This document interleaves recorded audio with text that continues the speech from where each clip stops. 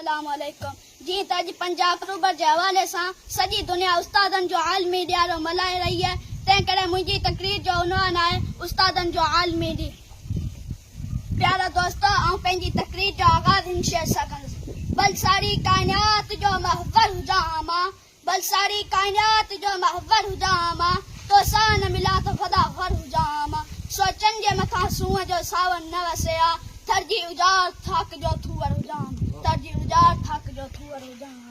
प्यारा दोस्तो, उस्ताद जी अज़मत, उस्ताद जी अहमियत, उस्ताद जी इज्जत, उस्ताद जो मान, उस्ताद जो मर्तबो, उस्ताद जो मकाम, उस्ताद जो शान खुद खुदा ताला अहिड़ो त आली शान ऐं अला बनायो आहे जो केर बि उस्ताद खां सवाइ कामयाबी जा पंध पूरा नथो करे सघे।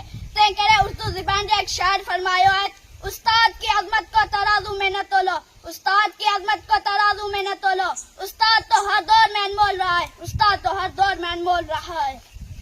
मोअज़्ज़िज़ साथियो, उस्ताद जॾहिं पंहिंजी महारत ऐं महिनत सां पंहिंजे अंदर मां मोतियुनि जहिड़ा मुशाहिदा तजुर्बा शागिर्दनि अॻियां पेश कंदो आहे, बेशौर बाशौर बणिजी पवंदा आहिनि, जाहिल आलिम थी पवंदा आहिनि, अंधनि खे नूर मिली पवंदो आहे, सुतल सुजाॻ थी पवंदा आहिनि, बदकिरदार बाकिरदार बणिजी पवंदा आहिनि। ही कंहिंजे खिलौन में खुतो आलम, ही कंहिंजे खिलौन में खुतो आलम, ही कंहिंजा अदब सां चंड चुमिया कदम, ही अशरफुल मखलूक अहसन तक़वीम, उस्ताद आ उस्ताद जी अज़मत जो कसम।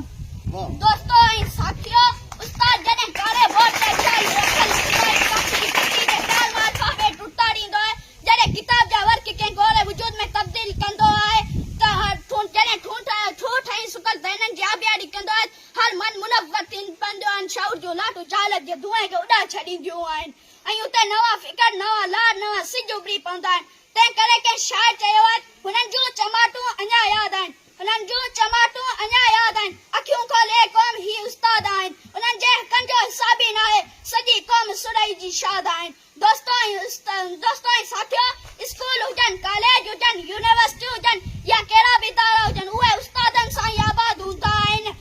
उस्ताद पंहिंजो नूर निचोड़े पंहिंजे शागिर्दनि खां ज़मीन खां आसमान ताईं पहुचाईंदो आहे। उस्ताद पंहिंजे शागिर्दनि खे कामयाबी जे किनारे ते पहुचण लाइ जेका मनसूबाबंदी ऐं महिनत कंदो आहे, सा शागिर्दनि खे बादशाह बनाए छॾींदी आहे। आख़िर में उस्ताद बुखारी जे हिननि सीटनि सां तकरीर जी पुॼाणी कंदो, मां बि जे ॿियनि वांगुरु अखियूं बूटे सुम्हां, मां बि जे ॿियनि वांगुरु अखियूं बूटे सुम्हां, राति जे तारनि खे तपाईंदो केरु, मां बि जे मदहोश थी लेटी पवां, पिरह जा पैगाम पहुचाईंदो केरु, पिरह जा पैगाम पहुचाईंदो केरु।